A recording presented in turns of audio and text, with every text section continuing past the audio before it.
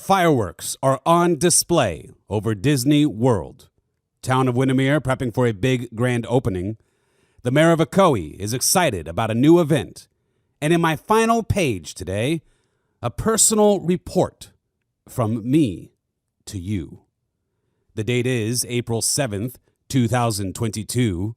We're going to go through these stories and more. Welcome to West Orange on the Go. My name is Austin Arthur, and this is where we do local news and comment. And when I say local news, I mean hyper-local. West Orange. This is your news. We begin in 10 seconds. You're listening to West Orange on the Go. Brought to you by the West Orange Times and Observer. Hosted by Austin Arthur. West Orange on the Go. Florida House Representative Spencer Roach said he and other state legislators have held two meetings regarding a potential repeal of the 1976 Reedy Creek Improvement Act. That act created the Reedy Creek Improvement District, which in effect allows Disney to operate under its own government rather than that of Orange County and Osceola County. Roach announced the meetings 2 days after the Walt Disney Company issued in part this statement, quote, "Our goal as a company is for this law to be repealed by the legislature or struck down in the courts, and we remain committed to supporting the national and state organizations working to achieve that," end quote. Now, the governor spoke about the idea of repealing the Reedy Creek Act, stating, quote, "I don't think it's retaliatory. I just think that Disney's posturing alienated a lot of people now, and so the political influence they are used to wielding, I think that has dissipated. And so the question is, why would you want to have special privileges in the law at all? And I don't think we should," end quote. Now, whichever side of the fence you are on regarding this hot topic, there is no doubt that in addition to Osceola County, the biggest impact will be felt here in West Orange. Ladies and gentlemen, Ocoee is back with a brand new invention. Now, it's an old event with a new twist, new branding, new name, formerly known as the Ocoee Founders Day Festival. Many of you know it. Many of you love it. Well, it's been 2 years, but now it's back. And this year, Vanilla Ice is just one of the 9 performers who will take the stage at the revamped and new named OCE Music Festival. Ocoee Mayor Rusty Johnson is thrilled to see the annual festival return and thinks that attendees will like what is being offered this year. The response has been overwhelming, he said. All of the marketplace and food vendor spaces are filled, and the city has sold out of the preferred seating option for Saturday night. In the past 26 years, the city has seen the festival grow from a few hundred attendees to 20,000. Mayor Rusty Johnson loves how the event has expanded through the years. And he said he heard from many people who are planning to travel to Ocoee for the great event. Now, as many of you know, typically the event has a country focus, but this year they added some hip-hop to the mix, including the 1990s icon Vanilla Ice. On that, from Mayor Rusty Johnson, quote, "It's going to be interesting. It's for the benefit of everyone, not just Ocoee," he said. "As long as we can get sponsors, we'll keep doing this." Amen to that. I love Mayor Rusty Johnson. He is the perfect mayor for Ocoee. He loves his community, and he knows his community. You know, he's available to the people. If you're around Ocoee, you'll see him all around town, and you can just walk right up to him. He is a true representative of the people. Now, he went on to state that perhaps next year they will focus on some classic rock. I think that's his favorite. The point being, they will mix it up sometimes. Okay, so I have been telling you to listen when I give you these great tips on community events. Last weekend we had a beautifully successful event at the Bloom and Grows Spring Fever in the Garden. I know the monsoon came down. We all had to swim out of there. But before that happened, and that was supposed to come earlier. A lot of us thought it might come around noon, but, it came a lot later, and we had a terrific day on Saturday. And Sunday was extended a little bit to kind of make up for the time, and Sunday was just beautiful. So that was that event, and now we look forward to Ocoee's coming event. And, I'm going to keep you posted. Just remember, the West Orange Times and Observer is the only, that's right, I say the only paper of record for West Orange County. We've been doing it for over 116 years. And that's all of our wonderful cities and communities. Ocoee, Winter Garden, Windermere, Ocoee, Oakland, Dr. Phillips, Horizon West, Gotha, and all the other surrounding areas. We have so many great communities within West Orange. This is it. We are the only one. So you need to embrace, you need to support the West Orange Times and Observer. If you believe in hyper-local community news, then you know what to do. You visit our website, you follow us on Facebook, you read the paper. So it's either that or we let all of our news to be sourced from CNN or Fox News or MSNBC, whatever. And, all these, they don't know anything about you or what you're doing in your real life. We are here to step away from all of that noise and actually talk about our people within our community. So that's why I love the West Orange Times and Observer. So subscribe, orangeobserver.com. That's orangeobserver.com. And now on to our hyper-local school news. Annabelle Sykes tells us Orange County continues superintendent search. The search comes after current superintendent, Dr. Barbara Jenkins, announced her retirement in February. The Florida School Boards Association held a community forum to hear West Orange residents and their thoughts on the superintendent search Tuesday, March 29th at West Orange High School. In response to the critical needs and challenges of OCPS, attendees, according to the results of the evening, felt parents should have parental rights in the classroom. Teachers and staff should be paid competitively.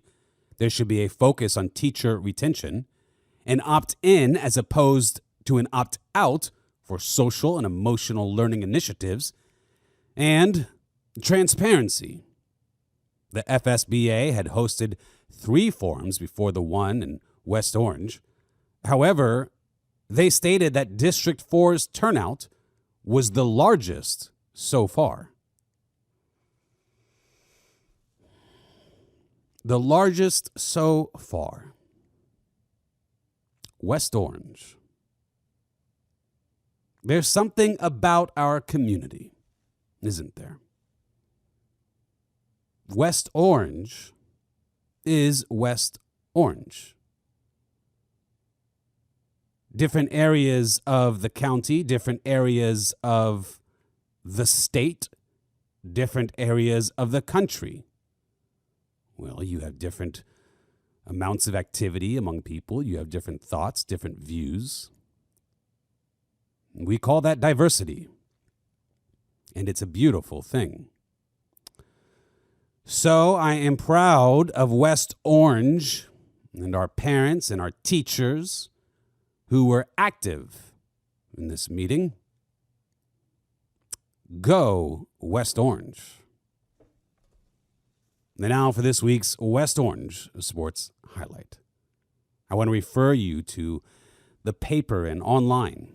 We have a few great stories. One titled We Are Warrior. You'll see it on the front page in this week's paper. You'll see another one there about another familiar face who is going to be the new West Orange High football coach. Now, you will notice lately, the sports section is on fire. We have some vigorous reporting going on from it's primarily from our new staff writer. Focusing on the sports is Andrea Mujica. Now, you may have met her this past weekend at the Spring Fever in the Garden. Well, she was there. She was at the booth. She was racing around a lot, taking some great photos for the West Orange Times and Observer. But we're very excited that she has joined the ranks of some of our greats. Greats like Amy Quessenberry, Jim of our community, Annabelle Sykes, the great Annabelle Sykes, and of course, editor and publisher Mike Ing. Cindy and Iggy and more. People that if you know them, well, they'd surely serve as a blessing in your life. Great people in our community running this paper, running our paper. And when I say our paper, I mean me and you. I mean all of us. This is the paper for the people of West Orange. Okay, now let me go into the final page here. A little different this time. I'm just gonna kind of go loose here, and I'm gonna tell you a little bit about my last, 36 hours. Well, it all started. I was in a meeting at my office. This would be a Monday. And I was feeling fine. I was in a client meeting at my office. And in the middle of this client meeting, he was talking. And, this is just a VIP client. I didn't want to, if I had some schmutz on my shirt, I'd be horrified, that kind of thing. So while he's talking and kind of going on, I feel like I'm about to pass out. Nothing he was saying was wrong. It wasn't that he was sickening me, but he certainly wasn't. Everything he says is pretty great, actually. But I felt a sickness coming on. Well, under my desk, I have a trash can, just a small, wastebasket. And basically while he's talking, I knew it had to be done. And I picked up that little trash can and I said, "Excuse me, I need you to stop talking for a minute." And I quickly went into the other room, just another room down. We have like kind of a suite here. And, I just got sick in that trash can. I don't want to be too, I want to choose my words wisely. This is a family program. But I was nauseated and, the next thing. And it was horrible. It was loud and going on and just humiliating. So I came back in the room. I apologized, but I told him, unfortunately, I think we're going to have to reschedule. As you can imagine, he already was standing up, walking out halfway. He knew what was going on, and that was pretty embarrassing. But I immediately messaged my wife. We have a chat that I have on my computer and my phone so I could be in instant contact. And I kind of told her what had just happened. She asked if I was going to come home early. And, I'm a tough guy. I'm going to stick it out. I had a call scheduled for about 2 hours later or so, actually with Mike Ing, the publisher and editor of this newspaper. And the call was with a bunch of other folks. It was for a panel discussion that we'll be doing for some convention. I told Mike, I'm going to be on the call, but I'm a little sick, and we'll see. So, of course, I get on the call, and probably looking not quite as tan as usual. I think I was a little pale, probably.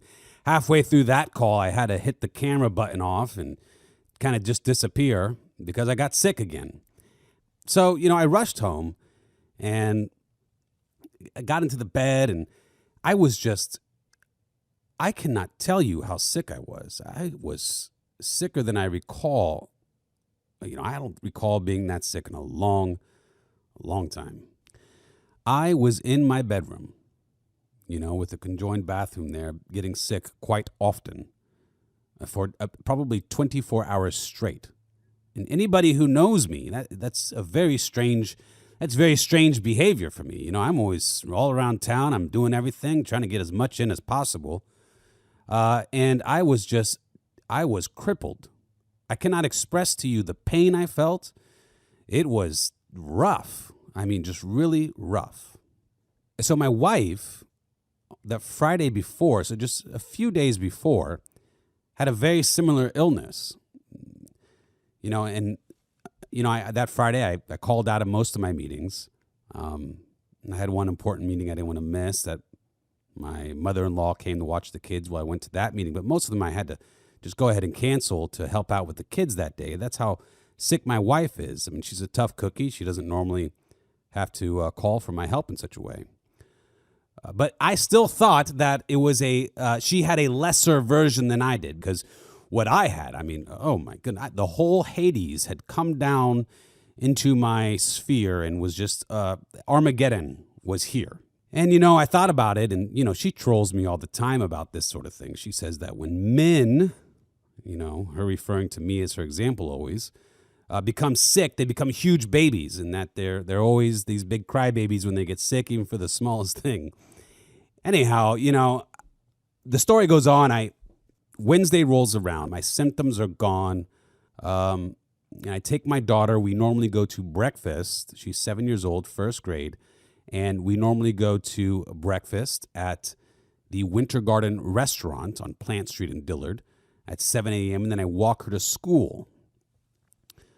Well, we did that, and we were walking to school, and she starts to kind of spontaneously bring up a family member that is very ill right now, a very severe illness. She doesn't know all the details, but she does know that things are different and that this person can't enjoy some of the things that they love to enjoy, piano, golfing, this sort of stuff. And she starts to cry and becoming very emotional. She knows that something is gravely wrong. So right there in the front of the school, right before I opened the door to, drop her off, I told her, what we gotta do. We have to pray. So we prayed, and just for a moment there before we went into the school. And then when I opened the door,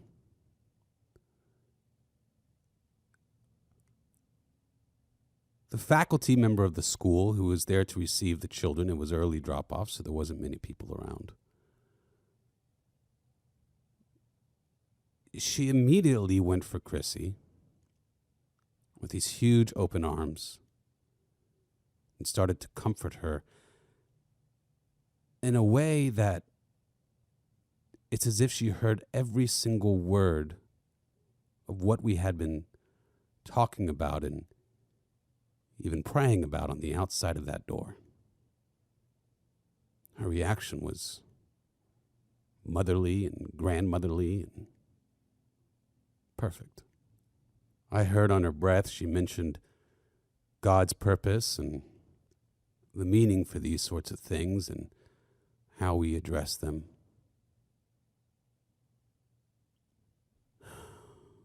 I know that not every school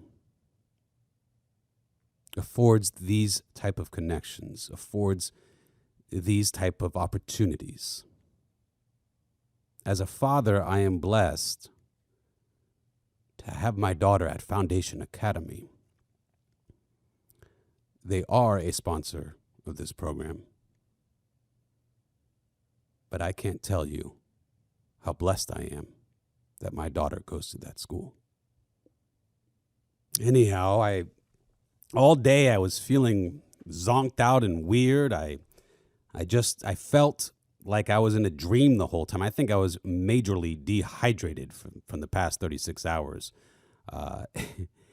And, I missed a lot of things in that period. I missed seeing some of my friends at the Rotary Club and Joe Barsh and Michelle and, just a lot of people. I can't start naming people, I get in trouble. But, I missed Matthew's Hope. They had a great event I was planned to go to. I couldn't go. I was very upset by that. I missed a call from Commissioner Wilson. Commissioner Nicole Wilson called me, and, well, she wanted to correct something that I guess I said, or maybe that the paper wrote, I don't know. Couldn't get back to her in time. I did try to get back to her. We have not connected. So I will follow up with you on that. I want to make sure that I do her justice. I appreciate the phone call. But I missed that, and I just missed so many things. I'm behind on all kinds of deadlines now. I have client deadlines. I have community obligations I'm trying to meet and trying to fulfill. But I'm just totally behind. Everything seems to be kind of a disaster. I'm officiating a wedding this weekend of a very close family member. I had lunch with them on Wednesday. I was supposed to prep for that and get everything ready on Monday. But, that was gone out the window because, I was puking my brains out. Why did I get so sick? What did I do wrong? It's not like I got a 2-week quarantine situation, but, I'm back and fighting now, but I missed these very critical 2 days of my life. So here I am feeling sorry for myself, feeling that I was cheated out of this time, that I'm behind on everything because of these 36 hours that were taken from me, unjustly, I would say. And then I read The Observer, and I hear what happened while I was laying in that bed. 27-year-old Winter Garden woman died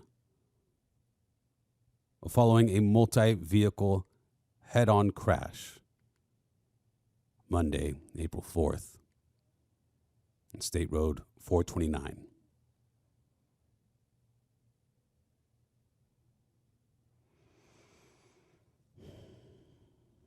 Life is so precious. Life is a gift. We are so lucky to be here. I want to smile for the rest of my life every day.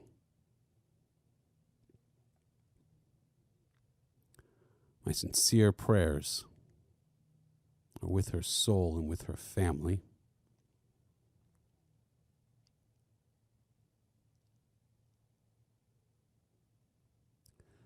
We have been given a gift of life. Every day is more than what we have earned, than what we could justify, than what we can expect. God is good, but life is yet fragile.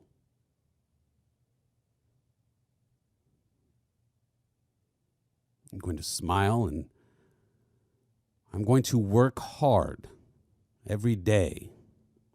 To me, everything is important, and every chance, every minute, every hour we have is a precious gift, and we owe it to our community, to our God, to take it seriously and to be grateful. So today I smile,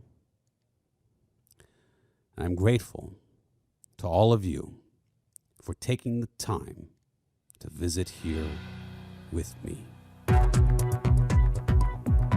This has been Austin Arthur with the West Orange Times and Observer.